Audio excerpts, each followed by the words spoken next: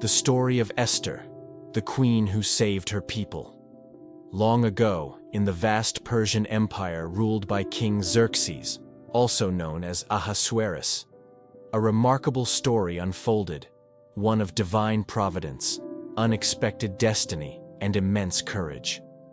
At the heart of this tale was a young Jewish woman named Esther, whose bravery and wisdom would become instrumental in the survival of her people. During the 3rd year of his reign, King Xerxes held an extravagant celebration in the royal citadel of Susa. The feast lasted 180 days, showcasing his wealth, glory, and power to officials and nobles from across his empire, which stretched from India to Kush, modern-day Ethiopia. Following that, he hosted another lavish banquet for all the people in the capital, both great and small. At the height of this celebration, in a moment of pride and perhaps intoxication, the king summoned his queen, Vashti, to appear before the guests and display her beauty. To everyone's astonishment, Queen Vashti refused to obey. Her defiance humiliated the king in front of his guests, sparking outrage. Upon consulting with his advisors, who feared Vashti's example might lead to rebellion among women throughout the empire, Xerxes decreed her removal from the throne. Thus, the position of queen was left vacant. Later, the king began to miss Vashti and decided, upon advice from his counselors, to search for a new queen. A royal edict was issued, calling for beautiful young women from every province to be brought to the palace in Susa. Among those taken was a Jewish girl named Hadassah, better known as Esther. She was an orphan, raised by her older cousin Mordecai, who cared for her as if she were his own daughter. Esther was stunning in appearance and gentle in spirit. From the moment she arrived at the palace, she gained the favor of everyone, especially Haggai, the custodian of the women. She received special beauty treatments and was given the best living quarters. Mordecai had instructed her not to reveal her Jewish identity, and she obeyed without question. When her turn came to appear before the king, Esther captured his heart more than any other woman. The king placed the royal crown on her head and proclaimed her queen. A grand celebration followed in her honor, but her true identity remained a secret. Sometime later, Mordecai overheard a plot by 2 palace guards who planned to assassinate the king. He informed Esther, who then warned the king in Mordecai's name. The plot was foiled, and the incident was recorded in the royal chronicles, though Mordecai received no immediate reward. Enter Haman, a high-ranking official newly promoted by the king. All royal servants were commanded to bow before Haman as a sign of honor. Mordecai refused to bow or pay him homage, as he was a Jew and faithful to the laws of his God. This infuriated Haman. Learning of Mordecai's heritage, Haman did not seek revenge on Mordecai alone. He plotted to annihilate the entire Jewish population in the Persian Empire. Haman presented his plan to the king under the guise of removing a people whose customs differed from those of the rest of the empire. The king, not realizing who the people were, gave Haman his signet ring, granting him full authority to carry out the decree. A date was set by casting lots, called Pur. On the 13th day of the 12th month, the Jews would be destroyed. The decree was sent out and read in every province, bringing fear and mourning among the Jewish people.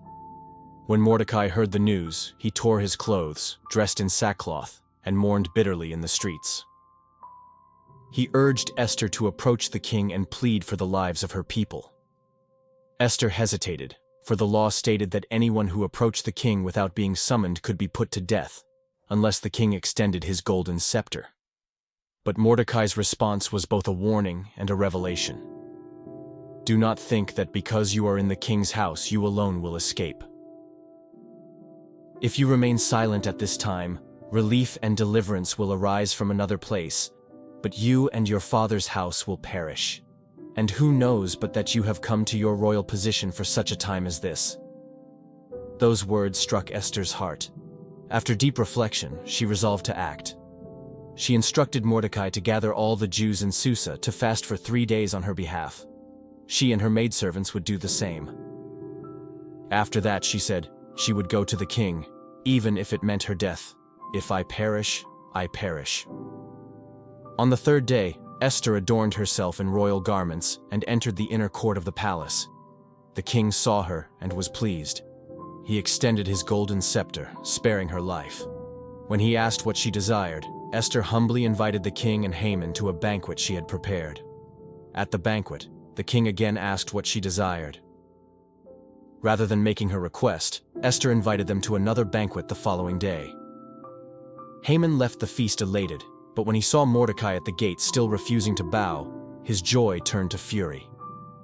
Encouraged by his wife and friends, he ordered a gallows built, 50 cubits high, approximately 22 meters, to hang Mordecai. That night, the king could not sleep. He asked for the royal records to be read to him, and there he discovered the account of Mordecai's loyalty in exposing the assassination plot. Realizing nothing had been done to honor him, the king asked, "What should be done for the man the king delights to honor?" Haman, thinking the king was referring to him, suggested a grand display of honor. The man should be dressed in royal robes, placed on the king's horse, and led through the city by a noble official. The king agreed, and ordered Haman to do exactly that for Mordecai. Haman obeyed, humiliated, and returned home mourning. That same day, Haman was summoned to Esther's second banquet. There, the king once again asked what her petition was. With courage and grace, Esther revealed the truth. "If I have found favor with you, O king, and if it pleases you, spare my life and the lives of my people. For we have been sold to be destroyed, killed, and annihilated."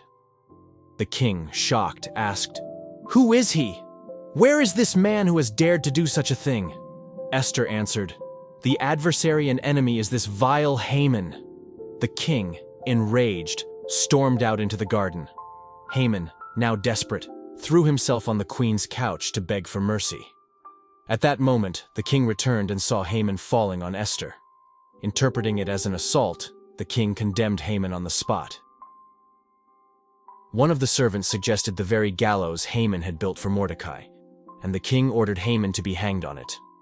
Haman was dead, but the edict to annihilate the Jews still stood. Since royal decrees could not be revoked, the king granted Esther and Mordecai authority to write a new one. The new decree allowed the Jews to defend themselves and strike back against any who sought to harm them.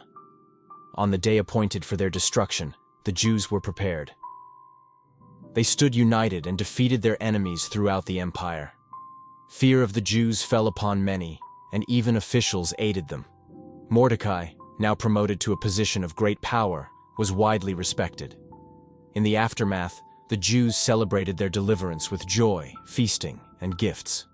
To ensure future generations would remember this divine rescue, Mordecai and Esther established the Feast of Purim, named after the lots Haman cast to determine their destruction.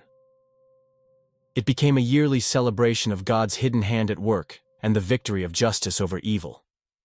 Esther's story is a testament to how seemingly ordinary people can be used for extraordinary purposes. Though God is never directly named in the book, his presence is unmistakable, from the timing of events to the transformation of fear into triumph. It reminds us that even in moments of silence or danger, God is present, working behind the scenes. And that perhaps, just like Esther, we are placed in our positions not by accident, but for a purpose.